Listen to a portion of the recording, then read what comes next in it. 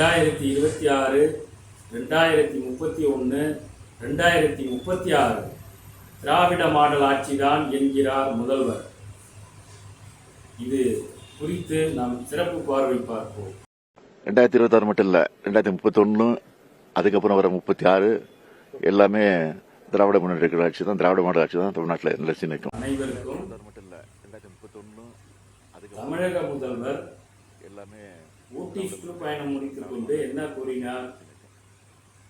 2026 மட்டுமல்ல, 2031 மற்றும் 2036 தேர்தலில் திமுக ஆட்சியே மீண்டும் ஆட்சிக்கு வரும் என்று கூறுகிறார்.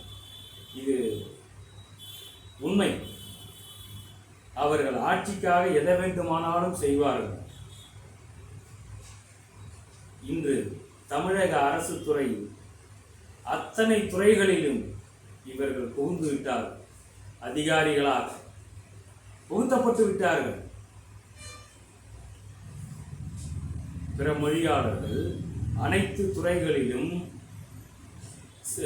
பதவியில் அமர்ந்து கொண்டு இவர்களை தூக்கி வைத்து தலையில் ஆடுகிறார்கள். அப்புறம் வேற என்ன பண்ண முடியும்? அவர்கள் இன்னும் மூணு தேர்தலில் 30 தேர்தல் கூட சந்திக்கலாம். அவ்வளவு எடுத்துக்கிட்டார். இப்போ மாற்று சக்தி எடப்பாடி வந்து என்ன செய்ய போறாரு? அவருக்கு என்ன தெரியும் இதை பத்தி?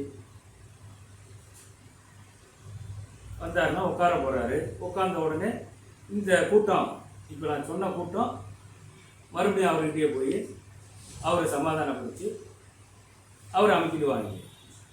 போன அதிமுக ஆட்சியில் இருந்த அதிகாரிகள் தான் இப்போ இந்த ஆட்சியில் தொடர்றாங்க. இந்த மந்திரி சபை மட்டும்தான் மாறும், கீழே அப்படியே எல்லாம் பின்னி பிணைஞ்சி அப்படியே இருக்கும். இவங்களை தான் முன்ன களை எடுக்கணும். இவங்க மூலமாக தான் இந்த திராவிட கூட்டம் கொழுத்து கும்மியடிக்குது. நாளைய முதல்வர், வருங்கால முதல்வர் என்று வட்டமிடும் எலிக்குஞ்சிகளே, உங்களை பார்த்து கேட்கிறேன். அட்மிஷன் தெரியுமா? தமிழ்நாடு அரசு துறையில் யார் யார் எந்தெந்த பதவியில் இருக்காங்க, எந்தெந்த இனம் வாழ்கிறது, எந்தெந்த இனம் சாகிறது உங்களுக்கு தெரியுமா? நாளைய முதல்வர், வருங்கால முதல்வர் வேட்பாளராக உள்ள உங்களுக்கு தெரியுமா? தெரியாது. எவனோ சொல்றான், எவனோ செய்கிறான் அப்படிங்கிறதுக்கு இல்லை. இது எல்லாமே கட்டமைக்கப்பட்டு விட்டது. இந்த கட்டமைப்பை உடைக்கணும்னா சர்வ சாதாரணமாக உடைக்க முடியாது. மக்கள் புரிந்து கொள்ள வேண்டும். பூர்வீக தமிழர் குடி மக்கள் புரிந்து கொள்ள வேண்டும். சாதாரணமாக முதல்வர் அவர்கள் சொல்லவில்லை, அவர் கரெக்டாக தான் சொல்லியிருக்கார். திமுக அதிமுக மாறி வந்தாலும் ஆட்சி நடப்பது ஒரே கட்டமைப்பு, திராவிட கட்டமைப்பு. இதில்தான் ஓடிக்கொண்டு இருக்கிறது. இந்த அதிகாரிகள் தான் வாழ்ந்து கொண்டு இருக்கிறார்கள்.